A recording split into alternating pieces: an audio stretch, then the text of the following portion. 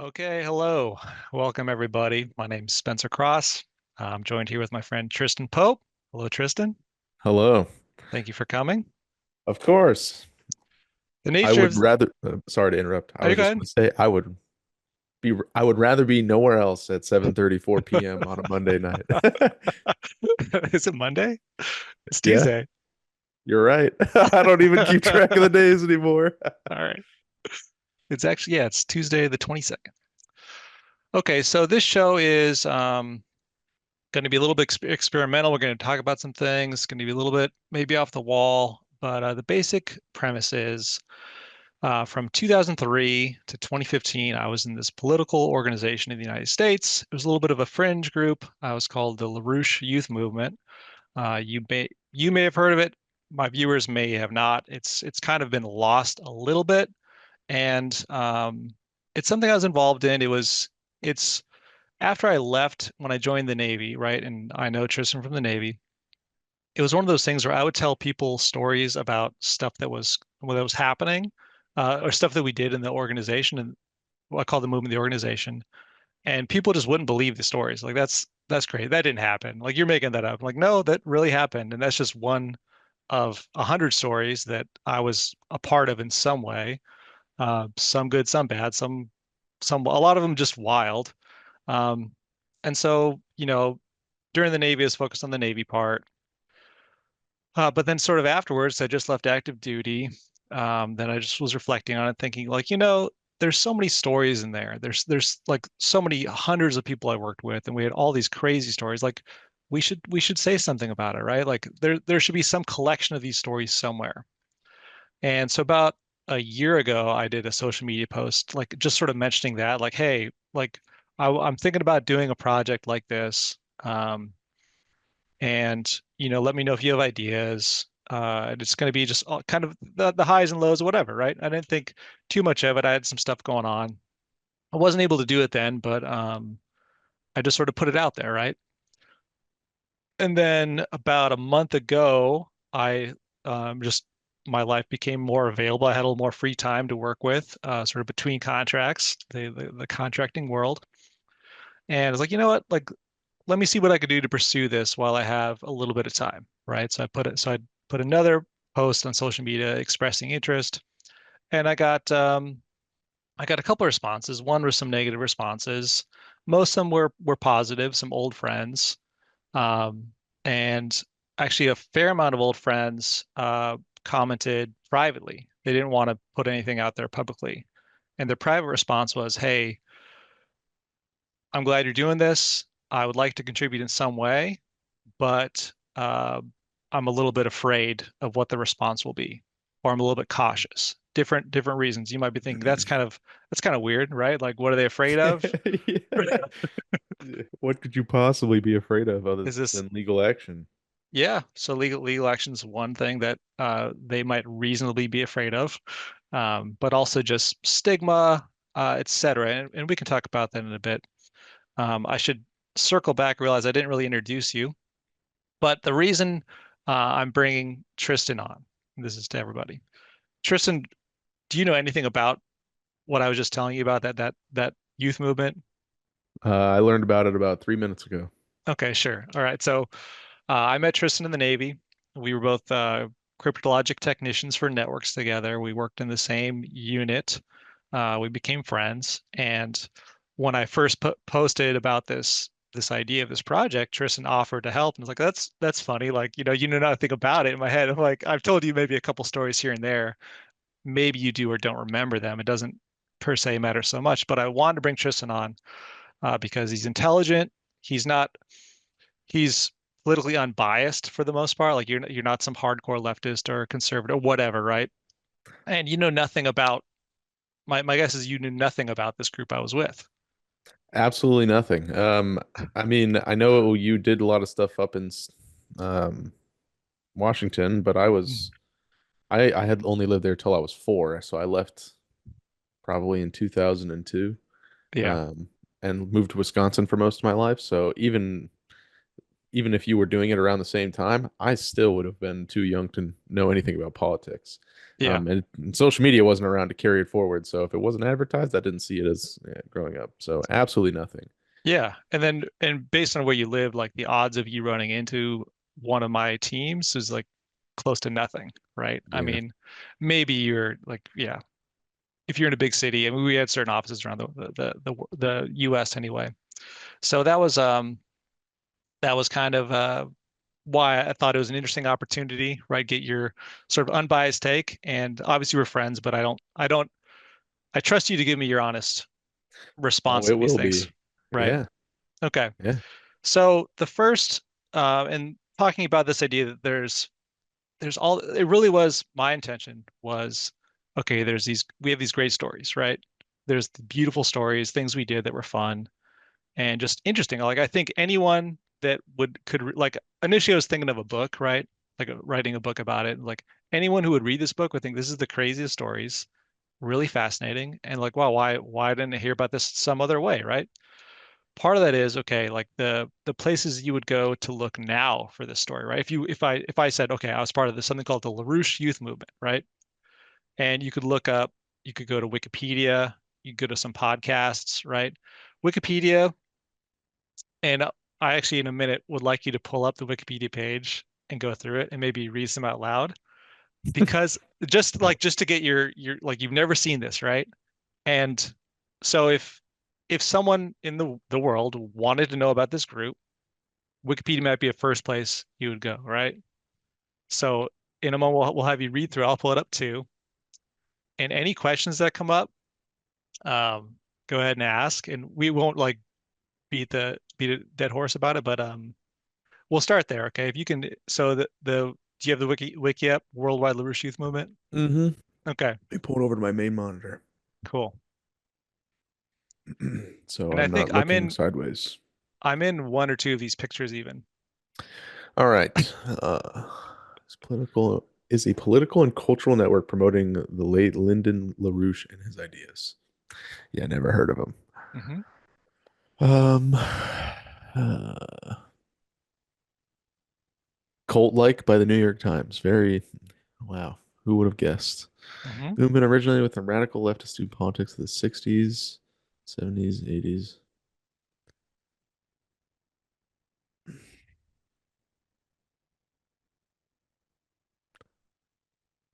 What? Why did it? I was like, it was like boring political speak, and then they developed a private intelligence agency to contact foreign governments. And I'm like, when did this turn into James Bond? Like, We did. You know, there was a dude named William Clark. He was the head of the NSA in the 80s, and he said we were the best private political intelligence on the planet. Yeah, for real. We uh, did. We did open source intelligence, and jeez. we did human intelligence, and we were pretty good at it, honestly. What? It's so broad about the ideas, and it's like, what could possibly have been so important to develop an intelligence agency? Anyway, yeah, okay. I mean, I don't remember much about what you told me throughout your time, but I knew that it was something like, I guess, nonprofit based, and you were doing some. Honestly, I never really kind of got the idea, and I was too afraid to ask out of fear of falling asleep. I was like, I know the just based off the broad speak you used, I'm like, this can't be interesting. So I just never asked. I could have, but I just, yeah. And obviously, we had plenty to talk about at work because we never found actual important conversations in there very often. That's Uh, true. During its peak in the 70s, 80s. Yeah, I thought you were old, but that was a joke, of It course. was. It was. For people who don't know my sarcasm, it's talking about stuff from the 60s, 70s, and 80s. Obviously, he's not 80 Hmm. years old. I get it. Hmm. Developed a movement called the prosecutions, politically motivated. Prosecutions? Wait. Hold on. Let me go back. Well, there you go. LaRouche and 25 associates were convicted on fraud charges. What were you guys doing? It sounds like I'm about to read something foul, like really soon. LaRouche's widow, Helga Zepp LaRouche, Germany. Oh my God. Mhm. Branches, Australia, Canada, Philippines. Okay. Fundraising, cultural events, research and writing, and internal meetings redacted. What? Denounced the National Political Action Committee and its treasurer Barbara Boyd for going in a direction which I consider contrary to the central policies that my husband stood for.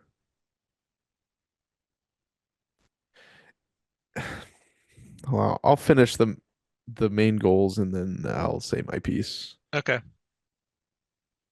Um, okay. Restoration. I'm getting into the main goals of the restoration of Glass-Steagall. Since the movement is campaign to separate commercial banking from speculative investment banking. Okay.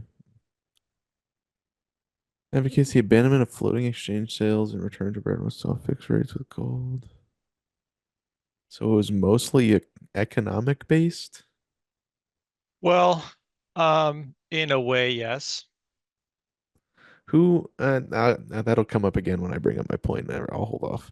The American system of infrastructure project regularly and tariffs named for the historical Some deep cuts there. Eurasian Land Bridge, a massive high-speed maglev railway. What the hell? Yeah. It's it's like I don't know if you've ever played D&D, and I haven't really either, but I'm familiar with the concept. It's like an ad lib thing that you got in like old McDonald's toys or things, or some random handouts, and people just hand out ad libs or whatever they're called, Mad ad Libs. Yeah. libs, Yeah. mad Yeah. libs, yeah. Hmm.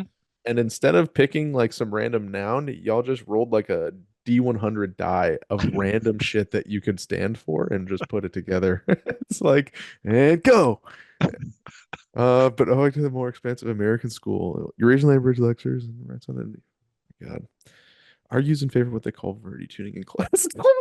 Dude, after what I just said, it says what they call Verdi tuning in classical music, which is 432 hertz, as opposed to the common practice today of tuning to 440 hertz. Hmm. Wild political stance. Recommends colonization of Mars. Directed beam weapons for use. These aren't main points. This is random words. That human survivability depends on territorial diversification. Did not support rocket-based systems such as anti-ballistic missiles. The LaRouche movement proclaimed an interest in fusion energy and beam weapons, while according to scientists such as Prism, it is generally seen as a front for the LaRouche's political aims.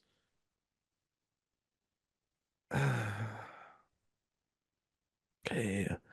Political organizations, Democratic. So, first question. Yeah. What were they trying to be like their own political party? No, we were an independent group. Like we were, for most of it, we were a political action committee, so we weren't partisan per se. And if you go, like, you go back to the top, the very top of the wiki, and that first paragraph is the a link to the Worldwide LaRouche Youth Movement. That was the part I was with. Um, so there's like a little bit more on that, I guess. And my larger point is on like the whole group, right? Because there were the movement existed from like the 60s. We kind of came out of some of the protests in the late 60s in a way, and then we existed for many decades, and then the youth movement was like early 2000s through like 2010s, because then people are like not youth anymore, kind of thing. In strong arm tactics to induce students to leave college and help recruit new members? Dude, this is turning into the Church of Scientology before my very eyes. Right. It's what it feels like because I've seen, they have like memes about everything on the internet. And there's Hmm. like, I've seen people like do these crazy, like, you'll see people like conspiracy TikTokers and like, why are these people not speaking to me through a fence? Why are they like, are they slaves? Hmm. And they're just acting super suspicious, and I'm like, what is going on there? Like, what is their greater cause?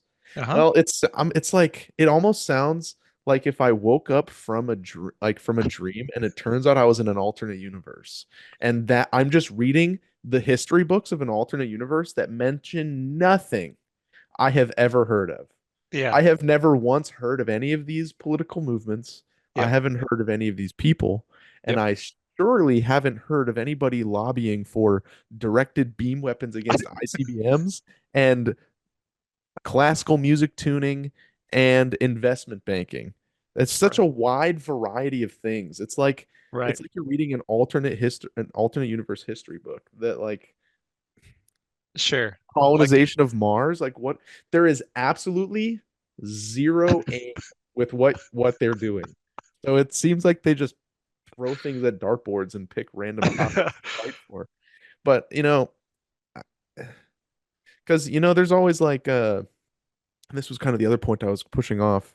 You kind of see a lot of things where it's very like, okay, these are the main points in our like in current America. You say what are like political movements that you're seeing? Okay, lots of racial things, lots of uh left versus right, lots of cultural stuff. yeah, Mm. cultural things, changes,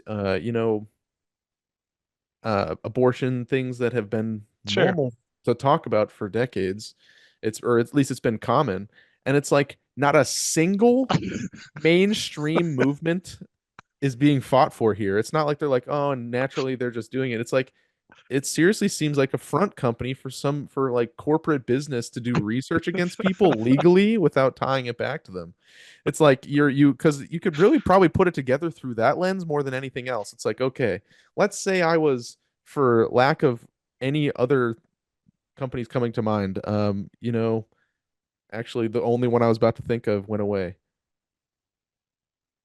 Some defense contractor, any of them, it doesn't matter. Lockheed. Sure. Yeah, Lockheed Martin. There we go. Mhm. Just for the concept Argument. for Yeah. yeah, for the argument.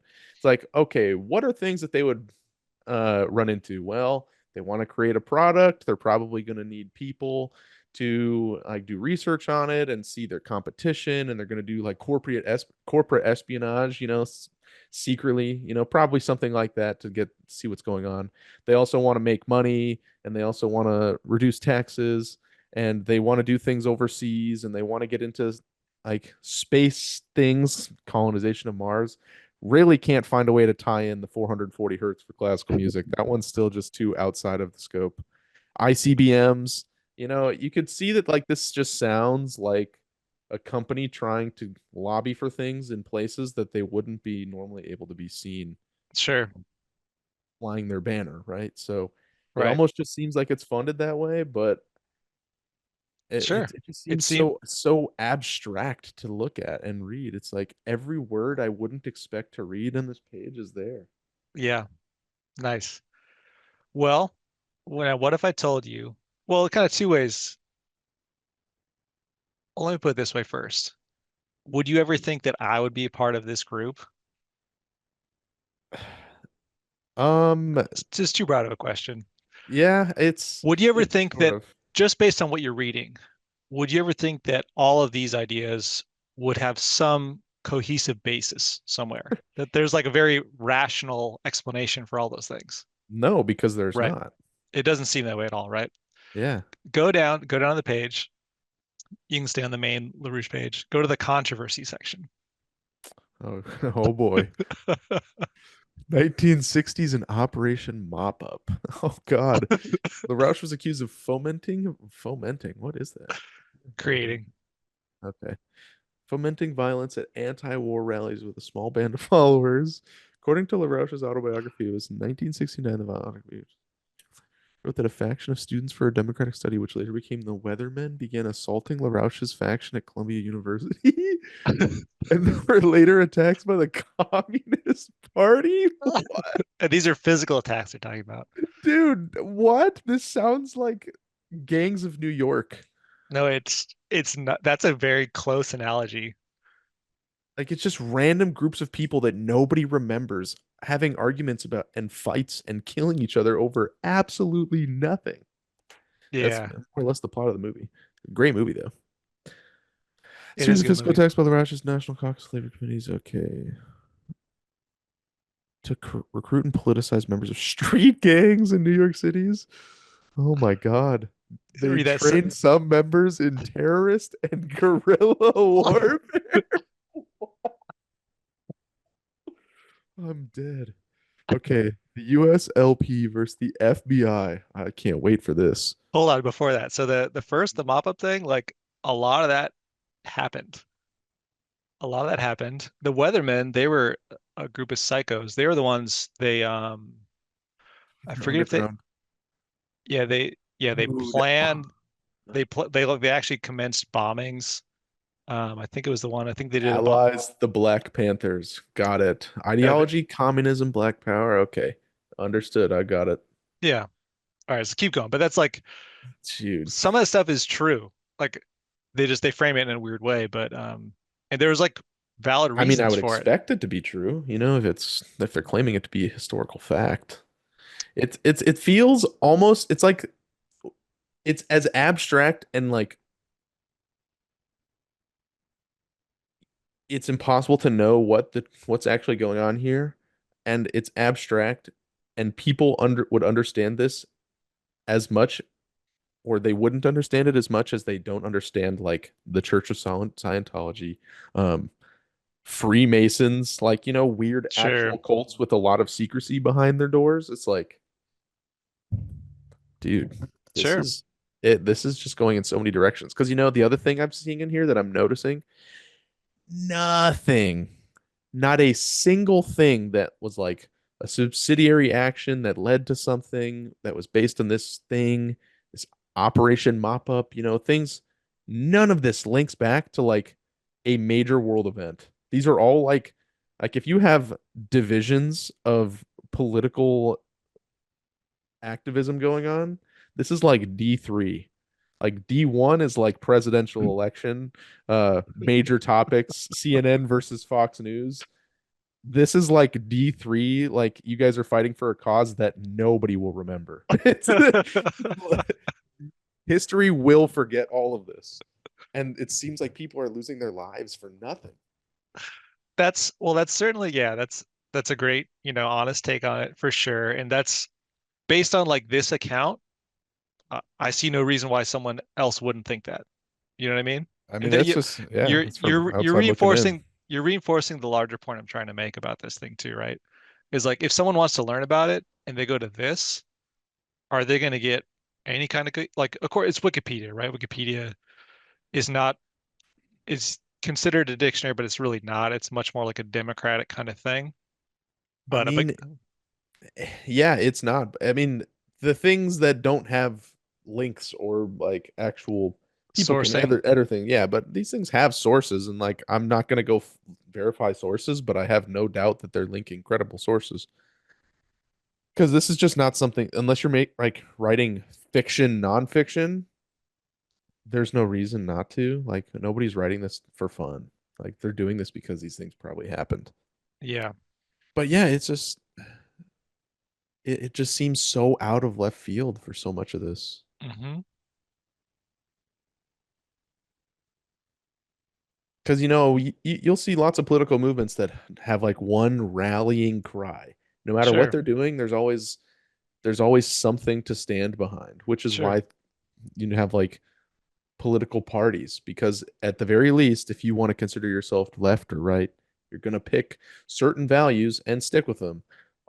Like you mentioned, I don't really stand on either side. I don't really believe in choosing a side and believing in what they believe. I stayed out of politics as much as I could growing up, so it's Yeah. like I didn't let outside sources influence me. I kind of just took things by their merit, and if it made sense, it made sense. I was a very logical thinker growing up, so I still am, but Hmm. it allowed me to approach a lot of these situations with like, am I caring about this because I believe in it, or am I caring about this because it's right?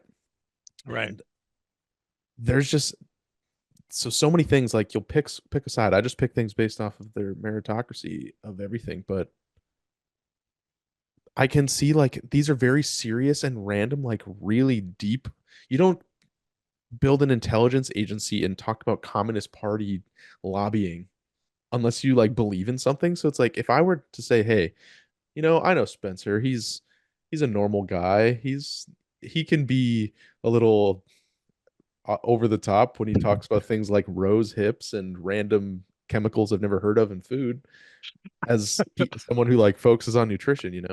But I would never be like, yep, this random political BS sounds right up his alley because there's these aren't conversations you have in the workplace. I've never heard anybody talk about comparing things to the gold. I mean, that's probably the closest thing I would, and colonization of Mars and converting to using gold as currency again instead of what is it called that we use currently? The fiat currencies. I don't know. There we go. I knew it was something. I was like, oh yeah, of course, I remember. Just printing it out of thin air. Like I can understand people talking about like a gold bar and colonization of Mars, but these are things that you just are so. Oh, message will close in 5 seconds. That was me. No, I had to upgrade our my plan. Oh, you just arrived to Zoom mid meeting. Yeah, I did. I love it. I love it. Well, What a good yeah, it's just roll. What a good yeah, roll. yeah. No, I don't see anything in here that like blatantly stands out as something that you would rally behind as like not you, me, or just a regular person. Like, Right. what do you see? Like, That's a great listen, point. I'm in business. Like, I'm not going to push anything. I'm not really like that. But like, as a financial advisor, I'm building a business, right? Yeah, I don't hire a lot of people purely based off of the fact that I can tell they're not going to put any time in, sure. I can read people well. And I have a hard time, not a hard time, but you'll find people are not very often going to buy into something and Hmm. actually put the time and effort that you need. I mean, what we do, we get paid based off of what you do, like how well you succeed. And Hmm. getting people to buy into themselves is hard enough. Hmm. At the end of the day, that's a good way to put it. Like convincing people to believe in themselves enough to actually put in the work is hard Hmm. enough.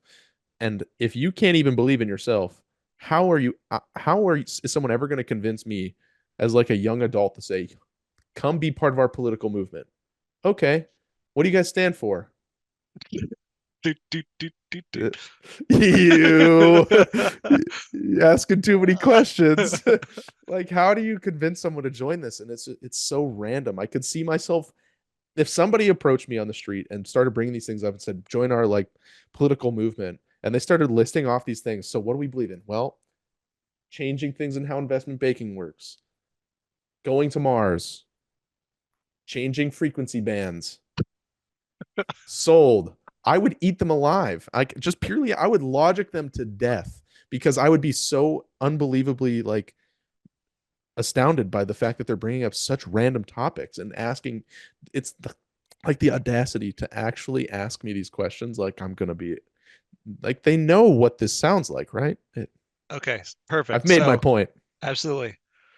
So, what if I told you that myself and hundreds of other people and smart people, right? Like, I consider myself relatively intelligent in certain ways. I was, in many ways, one of the dumber people in this group of people, right? Okay. Imagine everything you just read, right? The description you read, and I'm building to a point here. Hundreds of young people at like kind of the peak of their prime potential, the like early 20s, where you just got the whole world in front of you, would drop everything to do 16-hour days, 6 days a week for no pay for years for this organization. And now my point is the description we just read, the Wikipedia entry, right, does not convey anything about what this organization is. That's what I'm building towards, right? It doesn't tell you anything. It tells you things. There's no narrative. There's nothing like the why. There's nothing really that positive about what they're saying. Like it's just like, oh, they're sort of going for these things. There's no positive narrative about anything that you're seeing in that whole process. That other one, the Worldwide LaRouche Youth Movement, that's a funny one too. That's more specific to like my sort of age bracket, my generation that was in there. And yeah, I was just reading a sentence. It was like at the bottom of one of these paragraphs, sure. and I think it wraps it up well. Natalia Vitrenko. I'm probably going to get hunted down by somebody for that.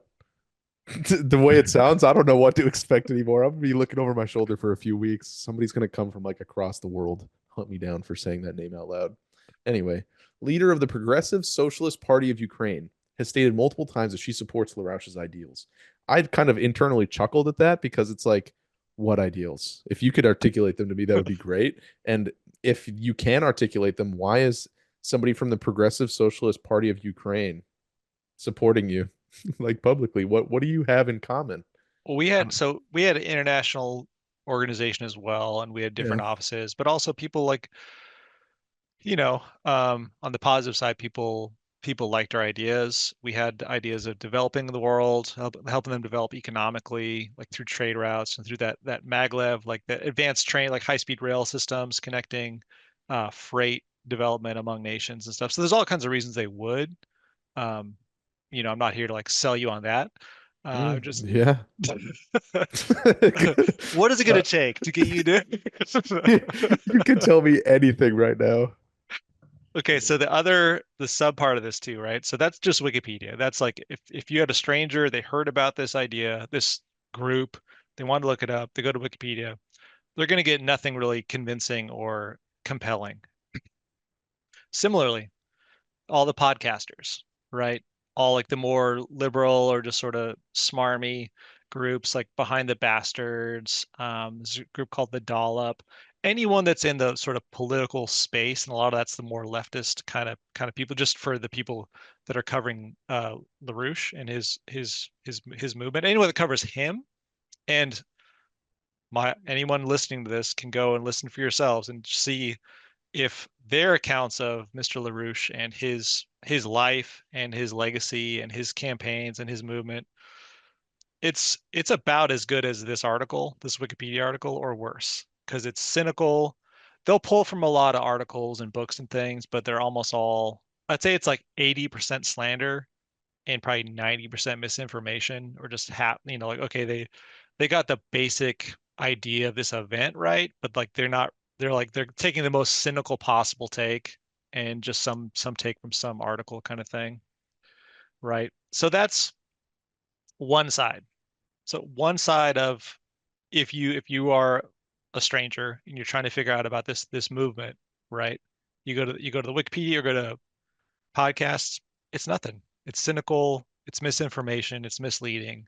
It's not giving you really the positives at all, right? Does that make sense? Yeah, that I would believe that. Okay, now the other side is, small point here. In 2019, Mr. LaRouche passed away in 2019.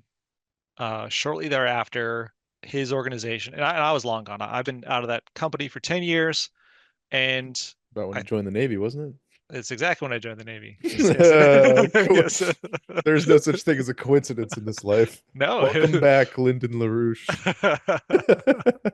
No. So, yeah, right. That's funny. No, so shortly after his passing, his organization split into two parts.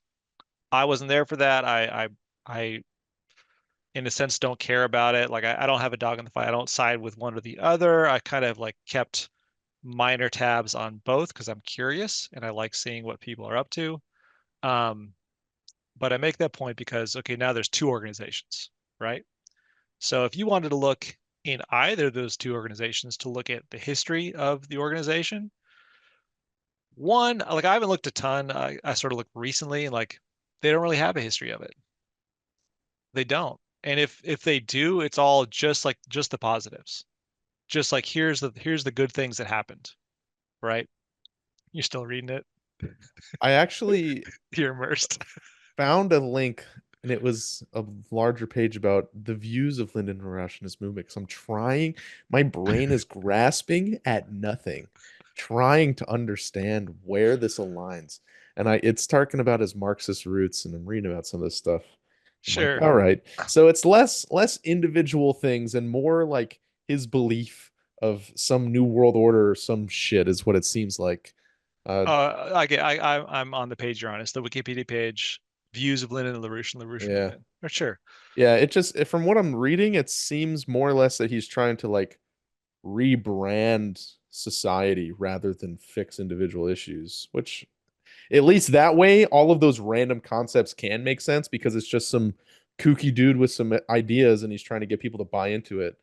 So Uh, let me try and say it like in a simple way, right? Like, so he's Yeah. trying to have the nations of the world make a decision to have an economic agreement, to have like economic development, to end imperialism, to raise living standard of everybody on the planet, to have like scientific development. So like you're putting a lot of money in your scientific programs because like every dollar they put in the Apollo program with the moonshot, you got like $14 back. So you like that's why we have Velcro and synthetic fibers and a lot of synthetic metals and that's why we develop microprocessors, right? To get computers down to from a room down into from a building down into a room down into a pocket, Yeah. right? I recall the processing power was 10 megabytes, I believe.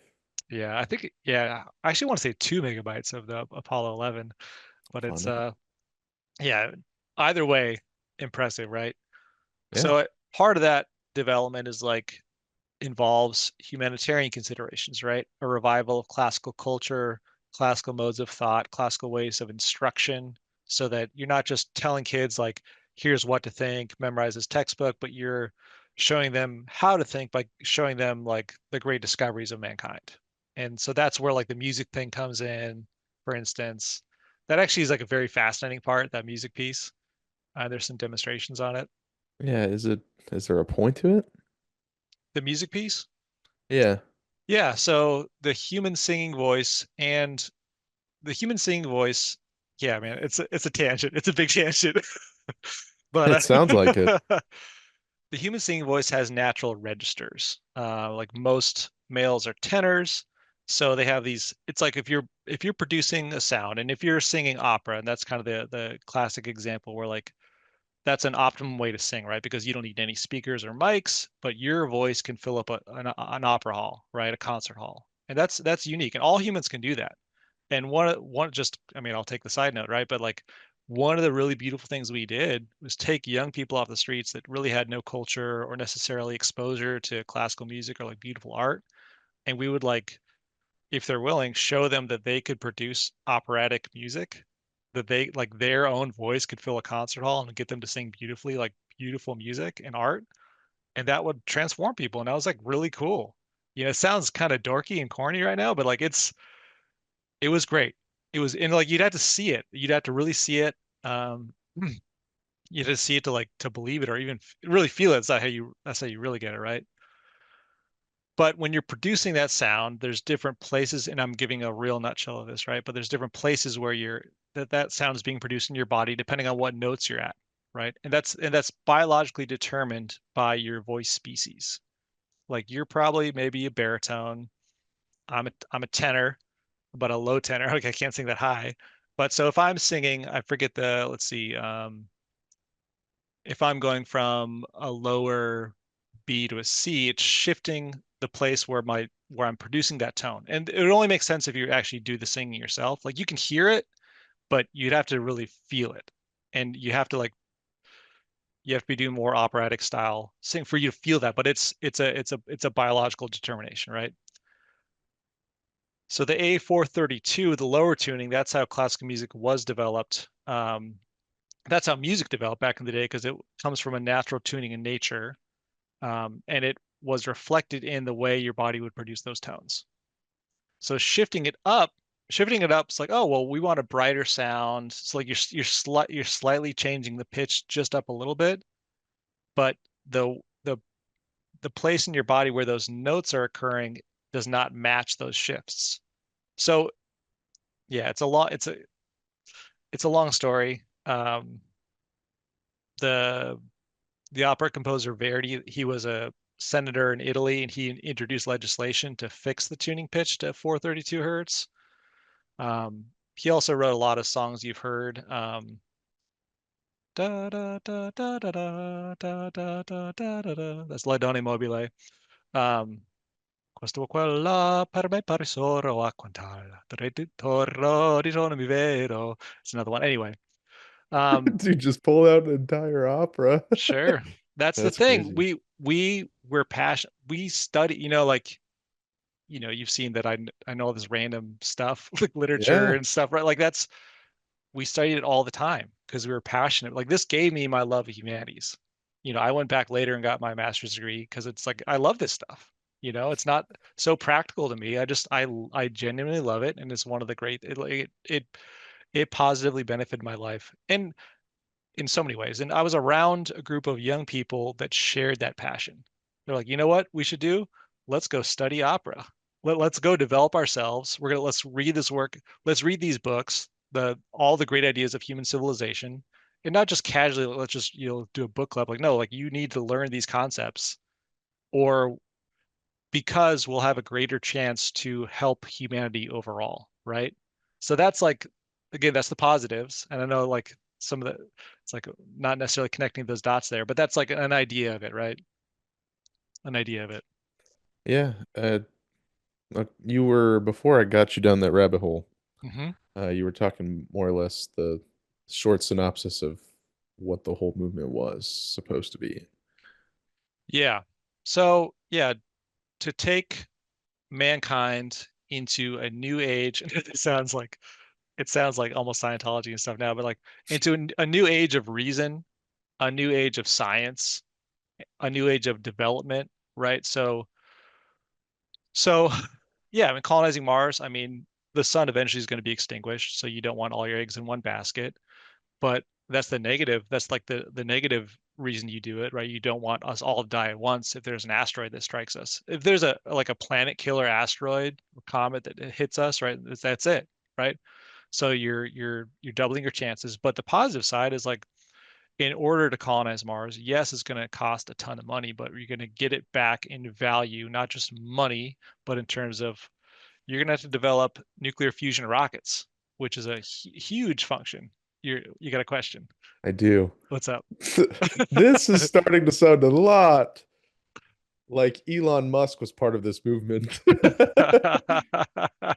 Because I've Musk, always tried to wonder what fuels him. He's got an odd mind, and now it's starting to make sense. yeah, no. To my knowledge, I have no idea if he knows uh LaRouche or his ideas. But Even if he doesn't, it's I can still see the whole point of like when you're talking about someone who's challenging the status quo and just trying to do things for the sake of humanities.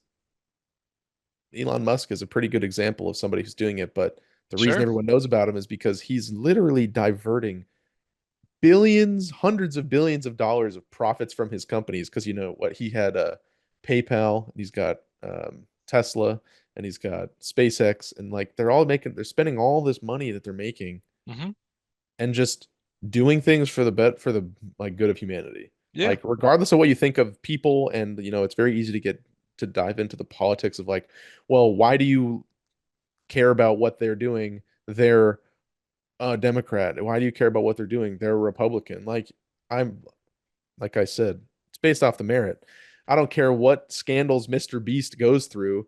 The guy is helping a lot of people on the planet sure, with his money, whether he's doing it ethically all the time or he's doing stupid, like nuanced, like people have given crap about like, oh well, he's using people they're secretly like family members of people that are in his company and saying that it's not okay. Like, so sure, what? right, yeah, Who is that hurting? Like you're sure. complaining just to complain, really. He's doing like so much good, and like, okay, but you have this Yeah, amount of dude. critiques of him, right? I Yeah, I saw I heard somebody say something recently. I'm gonna say you told me to just be myself. be I'm gonna tell yourself, you a man. joke. Okay, all right. You can edit it out if you don't want Yep. it. Something along that line. It's a line that says, "If you build 100 bridges and you suck one dick, you're not a bridge builder. You're a dick sucker." And that's kind of how it feels. It's like, and at that, like, yes, if somebody's like being human trafficked or someone's part of the Diddy list, like that's different because that means that you are literally doing something that is like inexcusable. But when Sure, some of the things they're complaining about are so trivial and dumb, it's like I don't care what political party anybody's a part of. If you want to make the world a better place, I'm with it. sure, So like you see him like, hey, I'm going to build an entire space company because NASA's never going to take us to Mars at the speed that we're going to be able to capitalize from it. So he's literally challenging the status quo. He's he's also got Starlink too, which is crazy. He's going up and he's yeah, throwing up satellites for competitors for different telecommunications companies. It's like it's the epitome of not letting corporate greed get in the way of what's good for humanity. hmm, And like It's 2024. Frankly, why don't we have updated good satellite internet capabilities that work anywhere? Like what? Hmm. Why do I need to put a 400-foot wide dish on my house? It's not 2000. Sure. So like realistically, we do need someone challenging it, like to actually push the ceiling of humanity. But it so I can totally understand people wanting to get part of this movement because there's clear examples of people who are being philanthropists and humanitarians purely for the reason of doing it because they can. Sure. Yeah. Very true. Yeah. Yeah. Except they're Yeah. making money from it. You guys, how did you eat? So I mean, it was Yeah, so you want to know why I'm so good at fasting? Yeah, I I went on a know, 100-month fast. a beat Christ record. No, I'm no, dead. no. We raised money from people, and you know the meme, the Steven Crowder at the table. Can prove me wrong, right? That meme. Him at the Oh, table, the the guy that the goes to card table. college campus Yeah, yeah, and says, yeah. debate me about something. Yeah. Sure. Yeah, that was like I don't know if he stole from us, but like that was what we did. We had card Mhm. tables on campuses, city centers, post offices, anywhere we could to just meet people. We get their Spread the word. yeah, we get their contact information. You look for the better people. You call them up, like you have them read some of our stuff.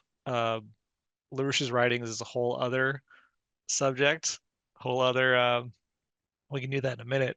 The dude is brilliant, but it's like you you need to spend like days reading one of his philosophical papers. It's some of the densest stuff, and people can disagree, whatever. But anyway, so we raised money, right? But it was always shoestring, and most of it was like it's going into our operations, right? It was a thing where like if you needed a toothbrush, you'd have to like ask for it. You'd ask for a couple bucks to go get it, kind of thing. And we didn't. It was, yeah. How did you live? Like, where did you live? We rented houses. With whose money? The money from The the company. campaign? Yeah. Okay, so they were paying for you guys to Yeah. So we had a basically room and just be board. zealots, more or less. Yeah. That was the idea. For sure. We did it for a long time. Damn. hmm Like I said, I told the way I described it in the Navy was like less than E1 pay for 12 years. Like considerably less than E1 pay. Disgusting. Disgusting. Yeah. Yeah, no cola bumps, nothing. No annual increase for inflation. No BAH, no E1 over You couldn't 2. even go marry your homie for money. That's crazy. No, I know. You could At not. least you can do that in the military. You can. Allegedly. Allegedly. You can. Yeah. Well, yeah, that I mean it makes sense. I mean, obviously there's so many things we could talk about for hours, but just for my own understanding, like what there had to be something because as someone who's in like the market of people and hmm helping people and doing things for people, but also trying to get through to people. And as an hmm educator with cybersecurity that I do, all the things, everything's educational based. hmm So I know that my main goal is not to know the information, but more to know how to convey it. hmm How to capture people's attention. What was one thing? What was the thing that was like, I'm in? Like what stood out For to you that you were like that just bought you in? great question. Great question. So I'm going to zoom out for a sec. So what I want to do with this whole thing, this whole podcast, is to get other people, and it could be, I'm guessing, more ex-members, but even like former members. And I've said like open invitation. If you work with LaRouche at any point, and even beyond the youth movement, because I'll tell you a story in a second. Let me write this down. Of Yeah, things we're both bad at remembering things if we don't write it I down. know my friend I ran into at this event the other day. Um, but I want to hear from them, like why did they join? Like what inspired them? And I'll tell you my story in a second. I'll give you part of it anyway. I want to hear about like why they stayed in, their favorite memories, maybe a little like biographic picture of someone else that they like they really like someone they work with or someone that they like. There's so many interesting people I worked with, like just fascinating people that I would just love to sit them down and like, hey man, just tell me your story, or like I want like I want you to tell people your this one specific story. Um my friend I went into this Bobby Kennedy rally at DC a few weeks Hmm. ago, and I wasn't A really few weeks ago, he yeah, still ran it. he wasn't running. He'd already dropped out. Yeah, It was that's why I was curious. it was Make America Healthy Again rally, and it was Nah, it's pushing the whole movement he's got. Yeah. yeah, it was Jordan Peterson was there, Russell Brand. It was Russell Speaking of Brand. Jordan, that's wait. What an absolutely completely pigeonholed very specific group of people that definitely all align. No, that yeah, I didn't even stop for Russell Brand. I was about to ask something specific, but wow. Um, yeah, I saw that I got an email today and it was like because I get emails for the Pensacola Bay Center, like what's gonna come up soon, you know? Mhm. It said Jordan Peterson's coming. I'm like, wow, just what the doctor ordered, you know? Pensacola area really just can't wait to see Jordan Peterson That's wild. instead of like the Nitro Circus or some orchestra, it's Yeah. just Jordan Peterson rally. It's like okay.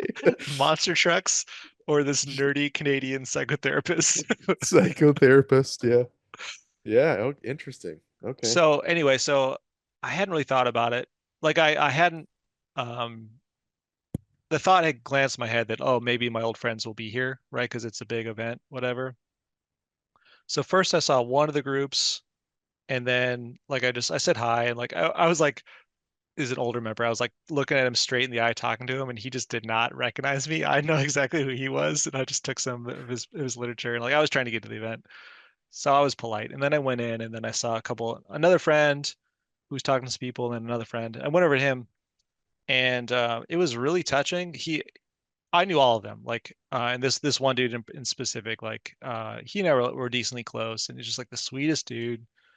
And he was telling me, we were just catching up. He was telling me like he was with LaRouche in the final days and just like telling me some of his experience with that and just how touching it was. And like I mean, this guy had worked with him for decades, you know? And Wow. so I say that because it made me realize like, okay, I can't make my story or that this thing I'm trying to produce be just about the youth part. It has to be open to everybody, right?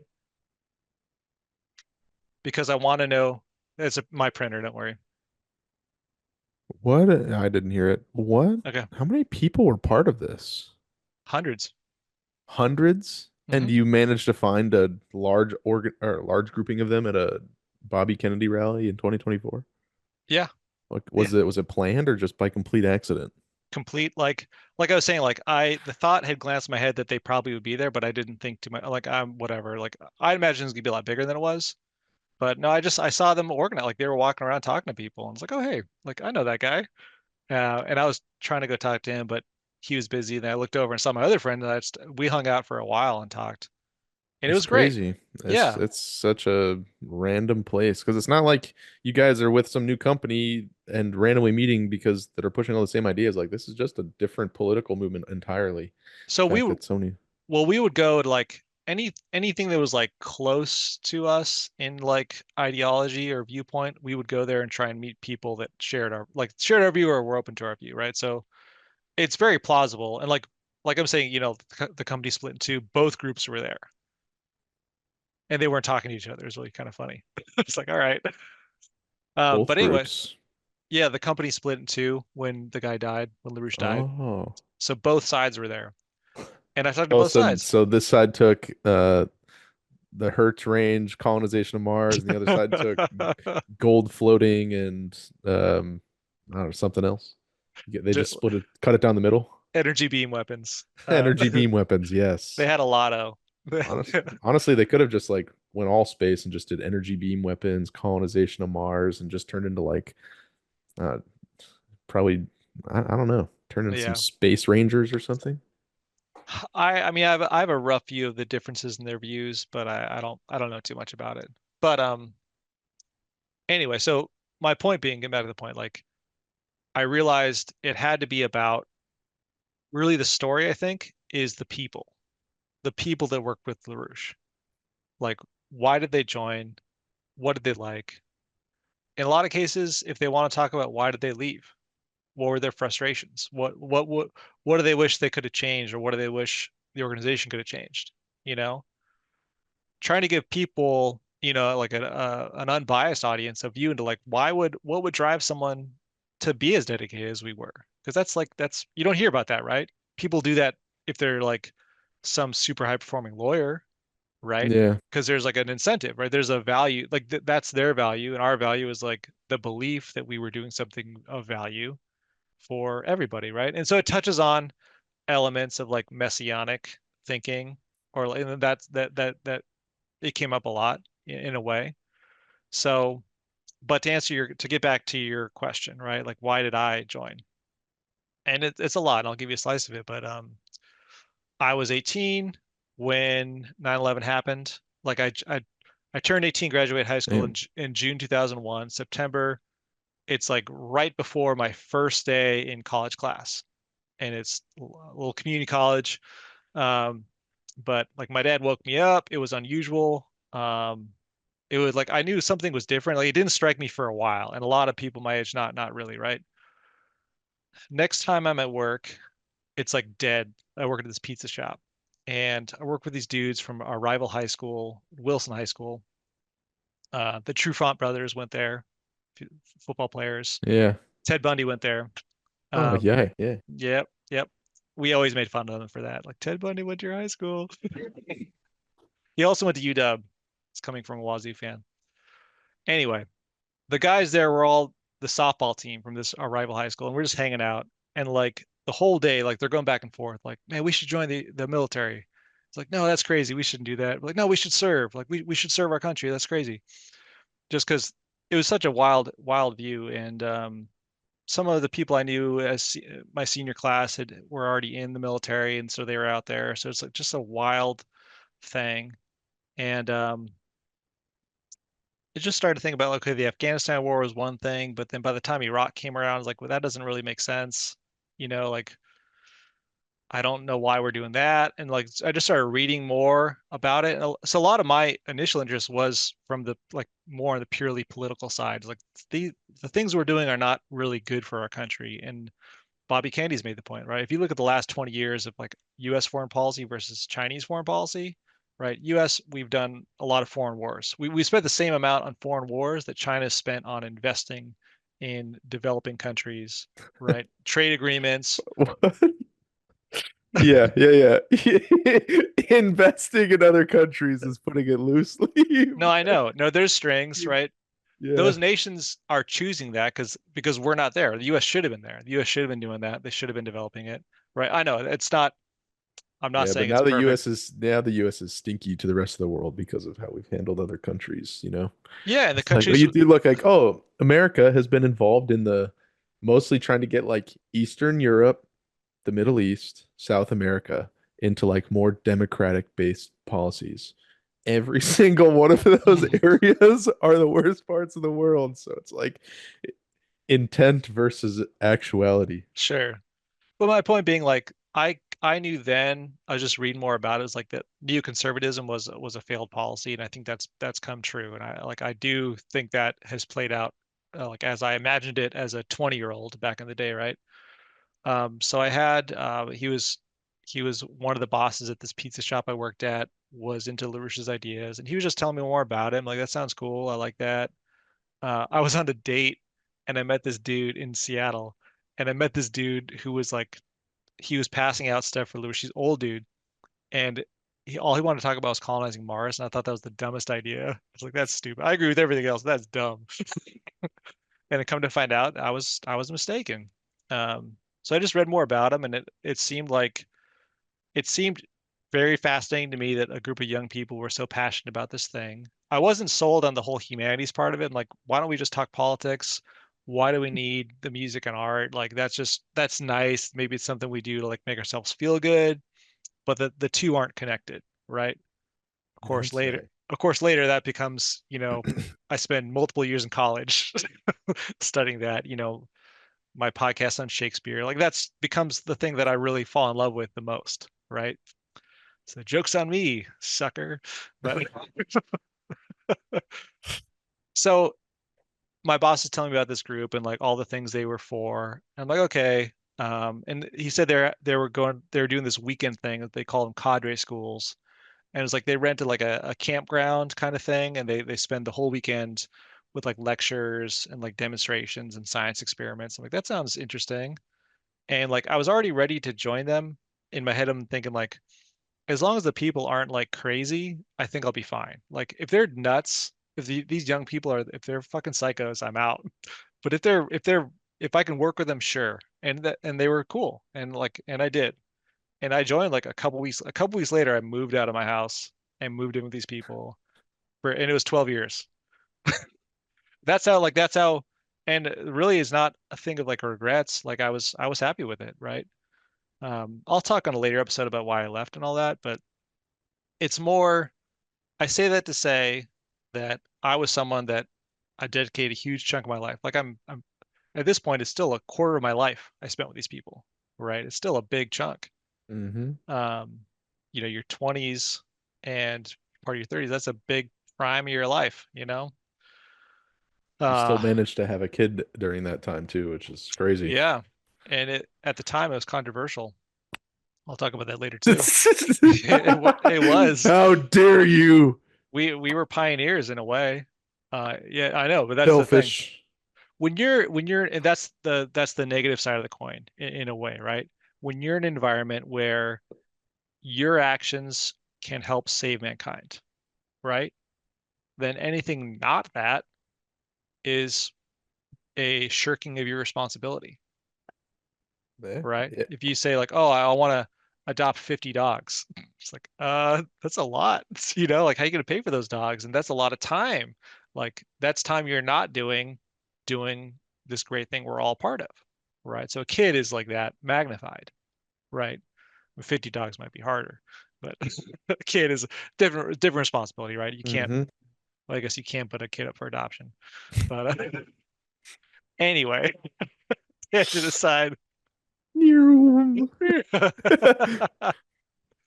Anyway, so that was the idea, right? Like I want to hear from people, young and old, former and current, whatever. Even like if someone's like family members or friends want to get on, or someone that was like had an interaction with our movement, like I want to get their perspective, right?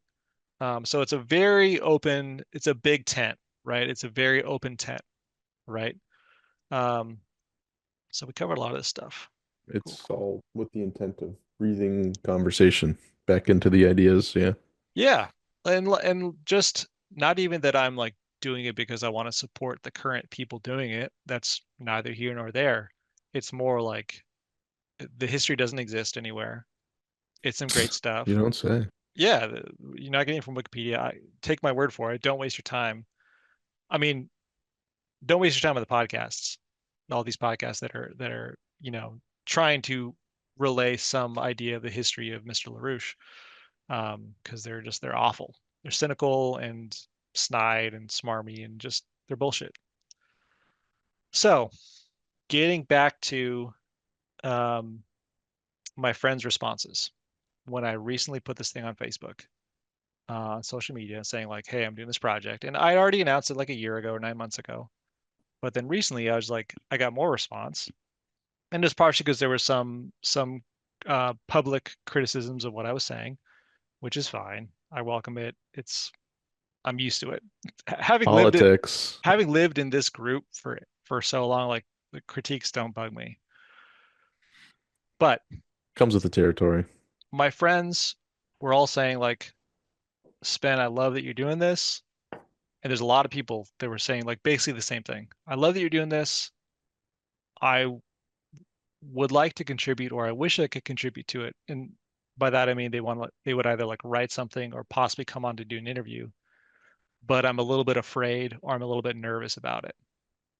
And we'll talk about why. Okay, so I was reading about when I was back in the organization, I was reading about Islamic law and the way Islamic belief systems worked. And I Hmm. noticed a parallel with how we treated We being people in the organization. okay. So the way, at least this is the description and I'm not trying to slam Islam or something. It's just an analogy.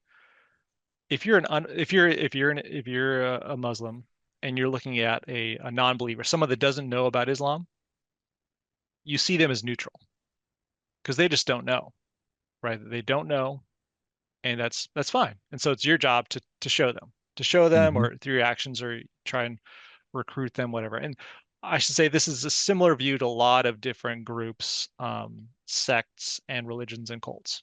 Okay. Once someone comes into Islam, now they become like a golden soul. Like Hmm. you're saved, you're wonderful, right? You can do no wrong. We forgive small wrongs because we know you're trying to do this larger good thing. Hmm. Makes sense. When you leave, you become a pariah and you become the devil. You become sinful. You're rejecting in the same way that like having a child or doing anything that's going to not be doing the good thing.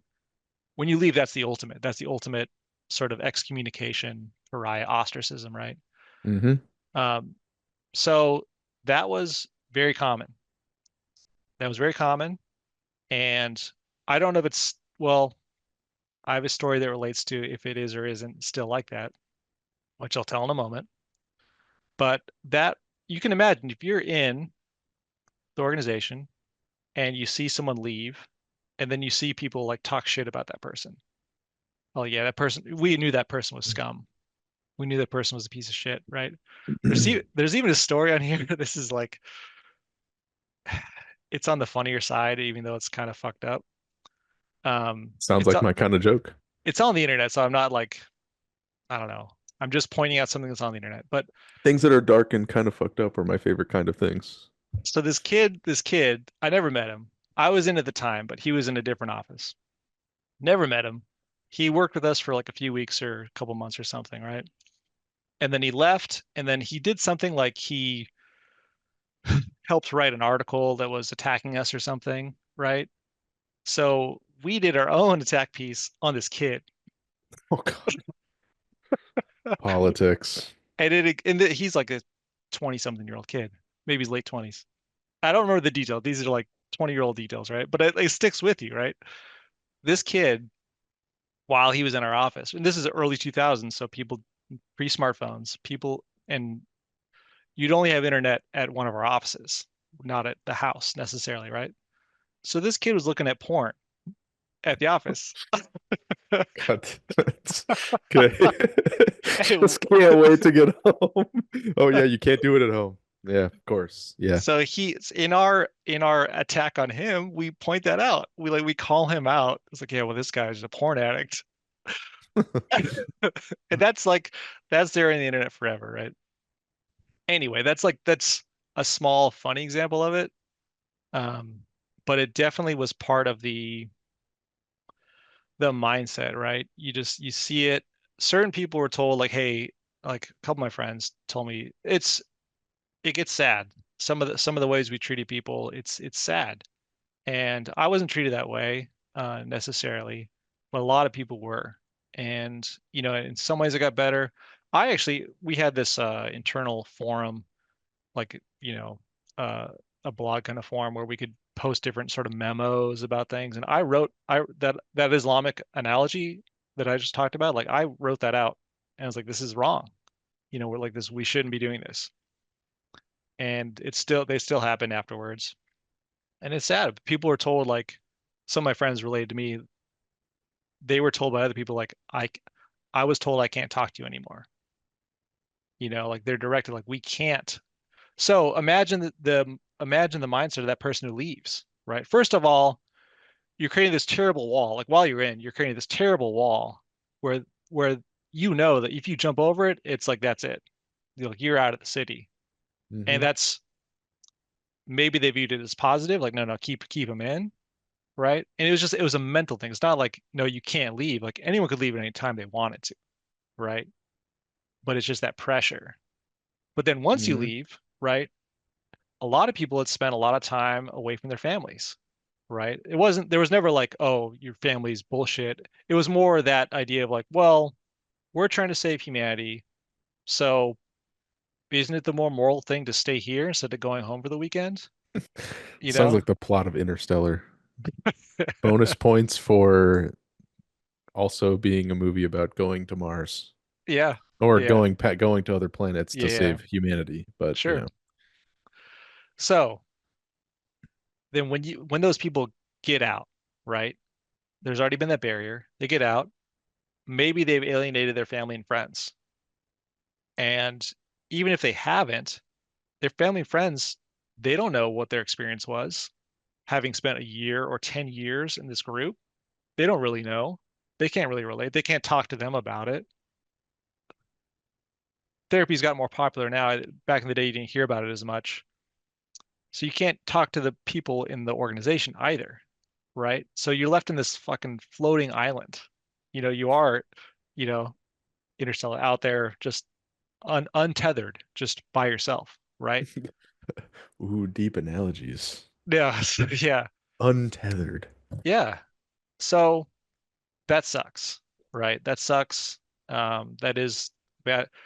And it's funny, I didn't necessarily want to start being critical. Like I didn't want this first episode to be, but it is something that like they got to deal with, you know? You know, at the end of the day, that's just really the tribal nature of humans. Through all the different things I've been a part of in my life, it's very common for like weak-minded people to give you a hard time when you're not doing what's for them or for something that you guys are mutually agreed on. It's like, I mean, we were both in the military. Mhm. It's the biggest cult on the planet, other than, I guess, if you consider, if you want to break it down and be funny about it, religions, but that's different. No, Lots of religions at the core are more or less cults. I know cult is a bad term, but it's still accurate, or it's generally received as a bad term. But at the end of the day, everything's a cult or a tribe. I mean, it's our human nature to want to be tribal. So if someone doesn't believe in what you believe in, like, no, my tribe's better, fuck you. I mean, but it takes like strong-minded people to fight that. Don't be the bigger person. That's really hard for people. yeah, So it is shitty as that sounds. Definitely par for the course for humanity. It doesn't surprise me at all sure. because that's definitely the easy way out when it comes to treating people in that scenario. Funny Plus it analogy. plus it scares them into staying around. Yeah, funny analogy, an extreme analogy, but I think I told you my grandpa was in the Pacific in World War II, and the two kamikazes struck his carrier. I think you did tell me that. Yeah, it's a pretty cool story. But I read it's funny actually. Bobby Kennedy's brother wrote the book on the ship. Uh, yeah, Maxwell Taylor Kennedy. Um, it's called USS Bunker Hill. But when they were asking I think one day in 1944, every Japanese college student was made into an officer. They said, "You're not going to college anymore. You are now an officer, a Japanese officer." And So they could fly. most of them were naval aviators. Yep. Yep. And supplies were running low. Yep.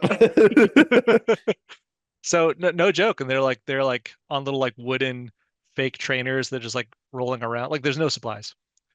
And one day they came and they said, who wants to volunteer for the kamikaze, right? Who wants to volunteer? And everyone volunteered. And it's not because they wanted to, it's because they felt the Societal peer moral, pressure. well, like they felt their government was more a religion, right? Their emperor was their sun god. So like they felt, yeah, religiously pressured to do it. Yeah. So that's an extreme analogy to some of the decisions I'm talking about, but that's like the kind of like Yeah. it's hard for someone on the outside to understand that. Like to understand that it's coming from a place of like, no, I'm doing this, I'm sacrificing something that maybe society holds as valuable because I'm on this mission to save mankind. So that's like the Messiah, like it comes in and like it's hard for the external person to see that. And it's kind of it's wild to think of, but it's there.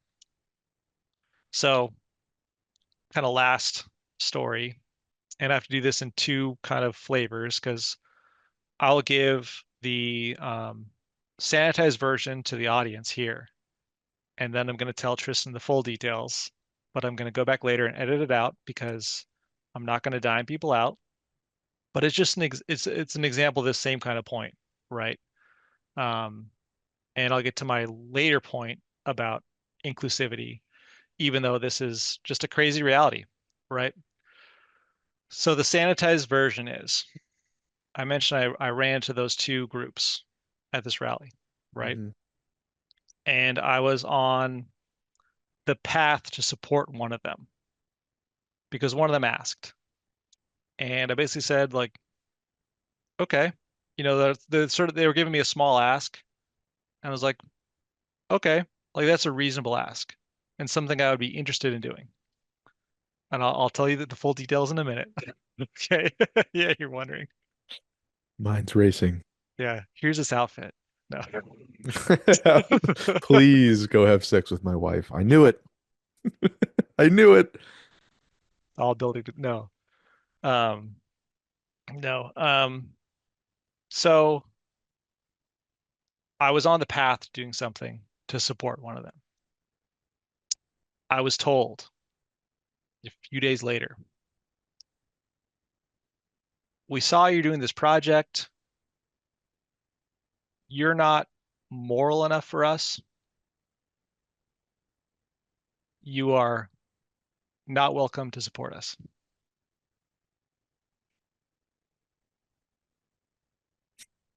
Okay. Okay, now we're gonna switch to the official one, Okay. and this will all be muted.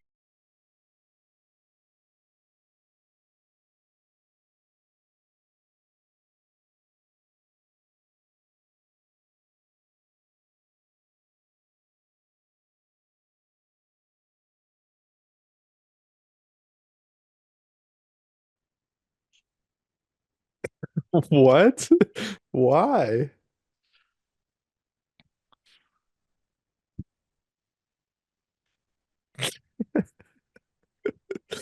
Yeah, that's some serious Illuminati shit, man. It is. So part of it's like I'm doing a history of people who work with LaRouche, right? Reasonable assumption is, and like I mean, I don't know if you read my first post, like I stated why I was doing it. And like what we just talked about here, right? There's all kinds of positives, there's cool stuff, there's great people. They were involved in a really unique kind of thing.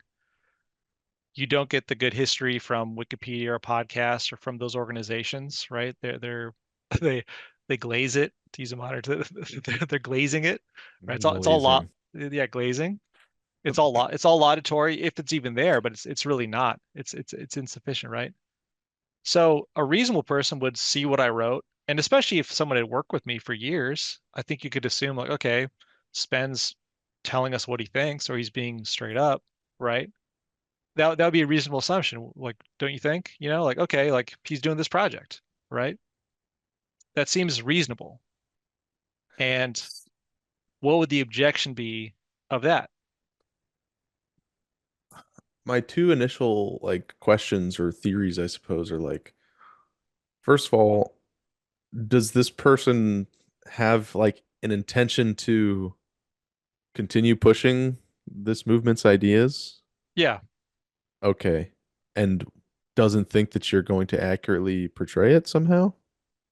that's one potential, sure.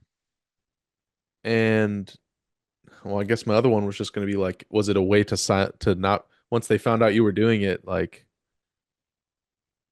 they were afraid that you were going to for some reason like stain their name or something by being there and afraid that you were going to bring it up to people. I was going two different ways. It's either like a this person wants to continue pushing these ideas and doesn't think that you fit the values, or doesn't want anyone to ever know that they were ever associated with this movement or something like that. But I guess that's the first one. No, these people are all proud of their association with the organization.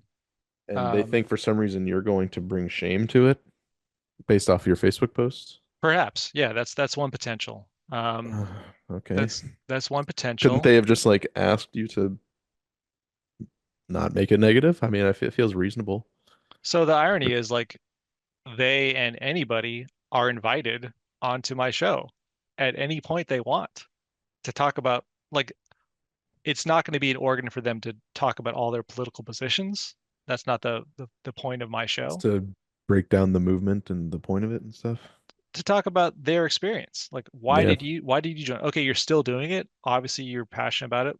Tell us about why are you still inspired to do it? Like, have you seen issues? Like, they can talk about it. They don't have to talk about anything. And I told them, like, I told everybody, um, you can come on, and if there's a part you don't want, we'll edit it out. Or if you just don't want the whole, if you're not comfortable with the show at all, we won't broadcast it. Right? No problem. Right? Fair enough. It seems so random to just like come out so hostile so fast with no explanation. It's like, why don't you talk about it? What are they afraid of you doing? I don't. So here's part of it, right?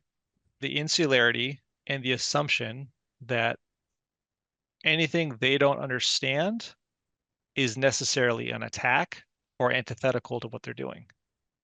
And they consider airing out the message an attack or talking about historical recollections. That seems to be their view. I mean, it seems like it. The it seems like ChatGPT wrote that. Like, let's have an unreasonable reply and make up some shit, but be vague and definitely don't tell them why you're doing this. Yeah. But that's Yeah, that's anytime I've watched any like TV show or movie that has anything to do with politics, like I learn from all I know about politics is politics makes no sense.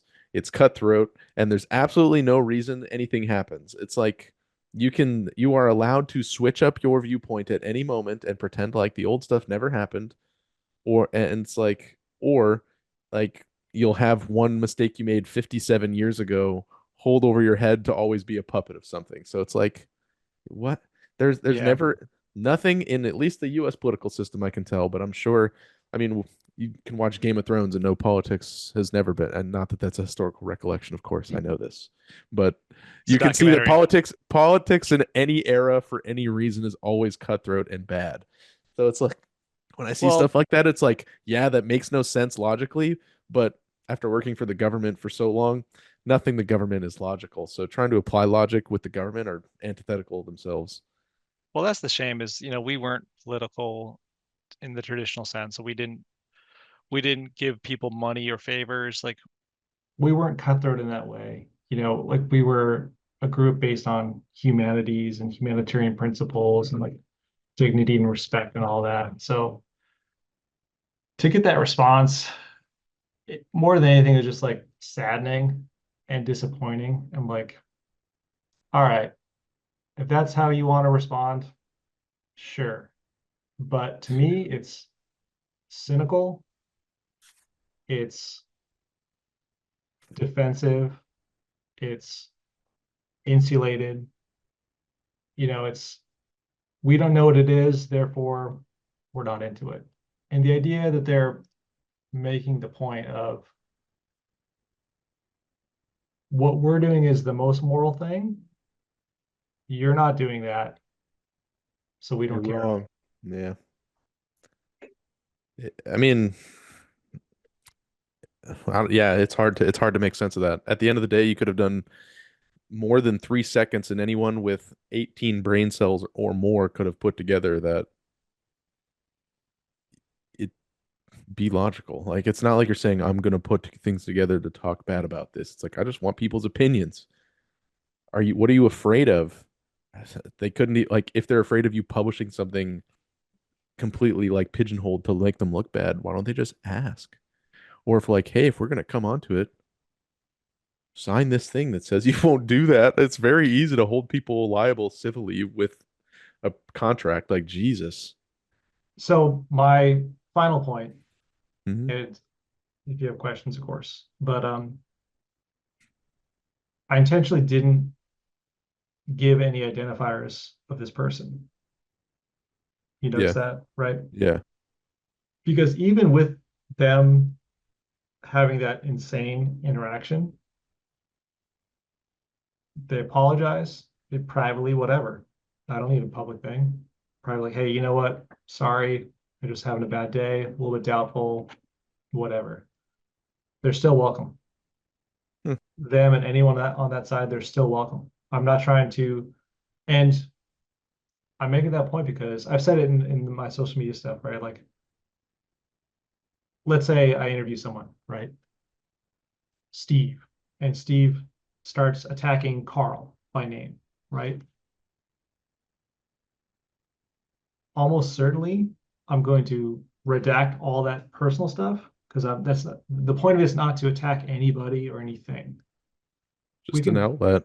we can talk about concepts, right? Like this concept was dumb, right? And of course that concept came from someone, but we're not trying to like, oh, this there will be some circumstances if people are talking about like the high level decisions where it's going to be unavoidable and that's going to be just editorial discretion, right? I mean, that's just, but for the most part, I'm not like, oh, this person sucks and I hate how this, this person, whatever, right? Like that's not the point. And that's not my point here. I'm bringing up this story because it's reflective of the mindset. It's reflective of the difficulties and the background. Just like one example, one that happened this week, right? I've been out for 10 years. I say I'm doing this project. That thing happened this week, right? Yeah. Very, very recently, right? It's crazy to me. Like I was expecting growth and maturity. I was expecting, advancement, that they would just keep becoming better people and learn. Um, but I think those problems are still there. And that's some of the background to why a lot of my guests are going to be reluctant to get on, right? And it might be a lot of like anonymous stuff where they're sending me like their experiences. And so I'm doing this because I sort of feel like I have to, because it's crazy to me that it's still there. And like it might be isolated, right? Maybe it's just this one person. And I think most people wouldn't have that fear, but like most people aren't the ones out on the media channels and such. So what are you going to do? So hopefully it's reassuring with the fact that, I mean, it would be easy for me if I was just trying to attack this group to dime out names right here, right now, and say, look, Hmm. 2024, this dumb shit's still happening. A bunch of morons, right? Whatever. Easy day. But I'm not, because that's not my point. Okay, so that's like my higher level point is like that's not what the show is going to be. It'll be Zoom calls, or maybe if people are close, I'll go meet up with them or something, right? Um, but it's going to be everyone will have the chance to edit what they have. If they feel they misspoke, or they like on second thought they don't want to include that section or whatever, no problem. I can edit it. If they don't feel comfortable with the whole thing, no problem. We'll scrap it. Like I'm not trying. This isn't gotcha journalism. I'm not trying to make people look stupid or feel ashamed, or I'm not trying to critique and attack people. That's not what I'm going to do.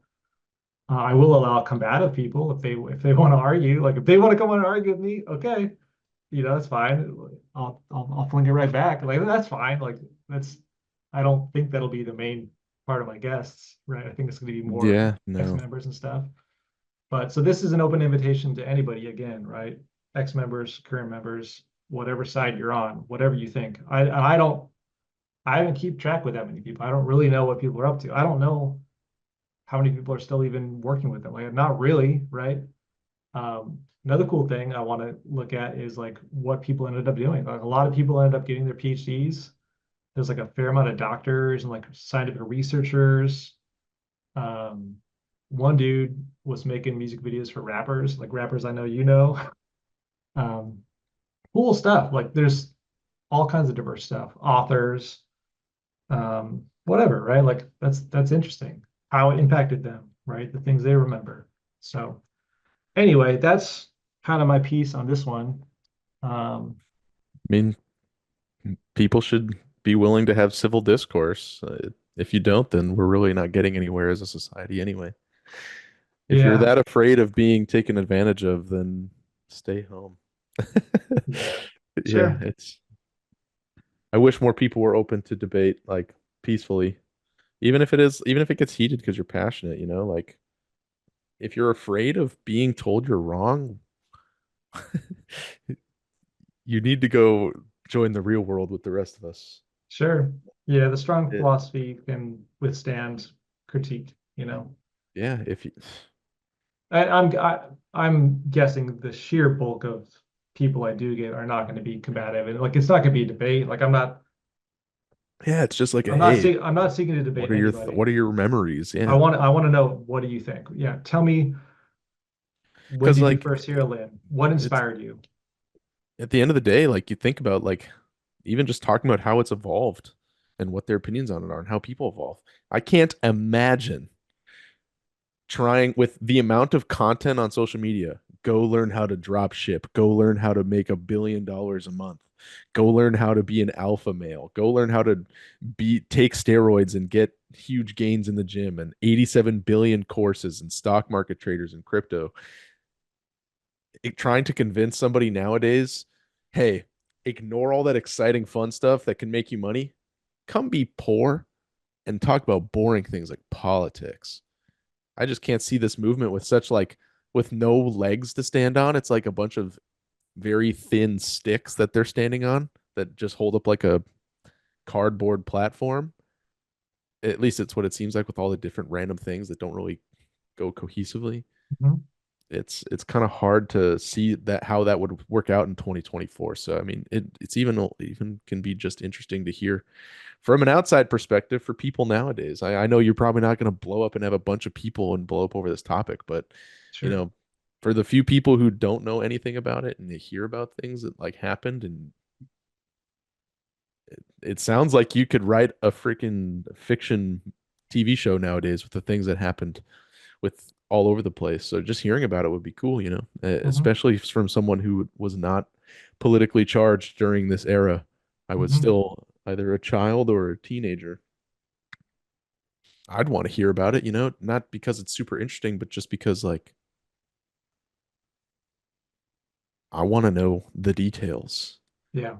Hear about how things evolved, hear other people's opinions, because it's like what it says on the Wikipedia page and what actually happened and all regardless.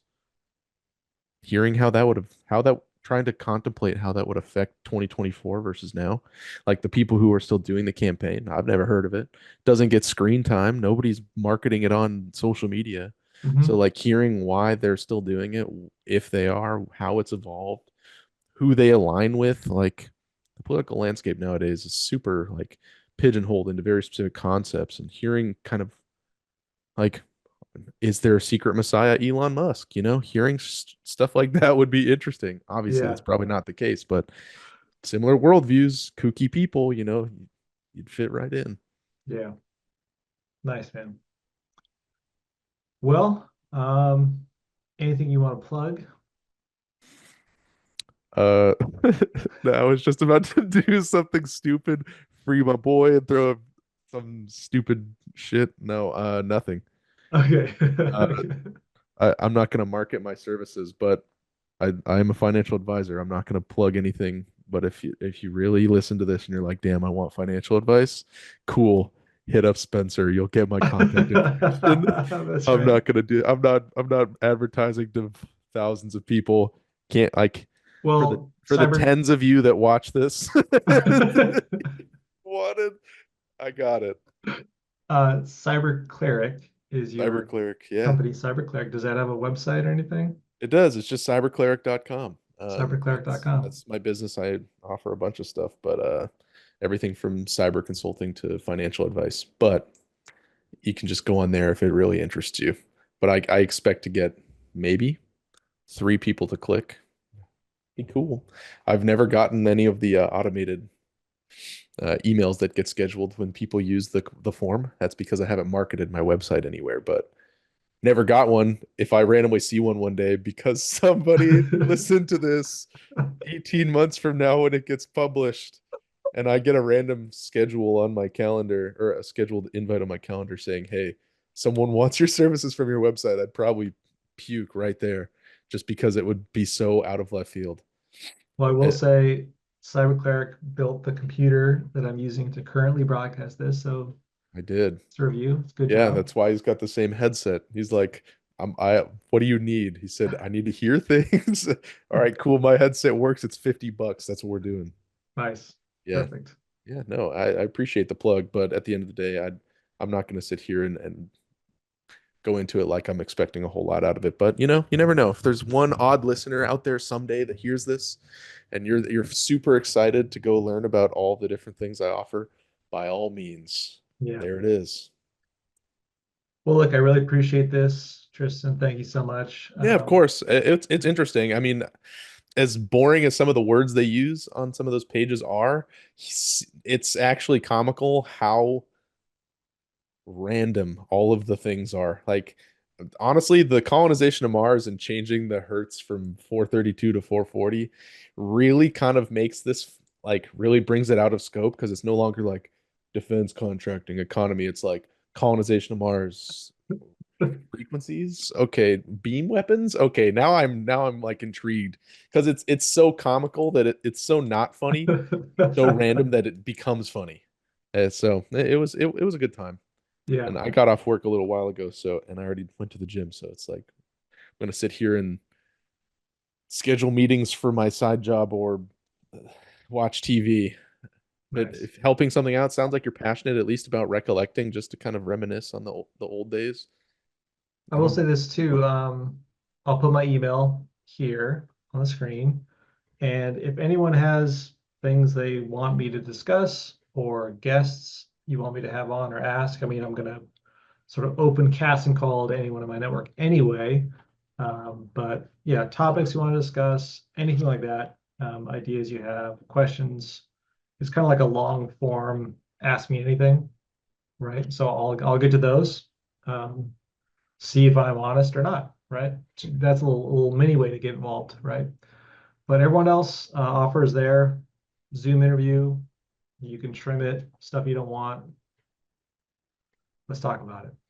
So thanks for joining me, Trystan. Really of appreciate course, absolutely. Join the podcast, you filthy animals. I'm it. just kidding. Well, I'm not kidding about the first part, but the second part. Well, I will sign it off then. Yep. Take All it right. easy. Have a good night, man.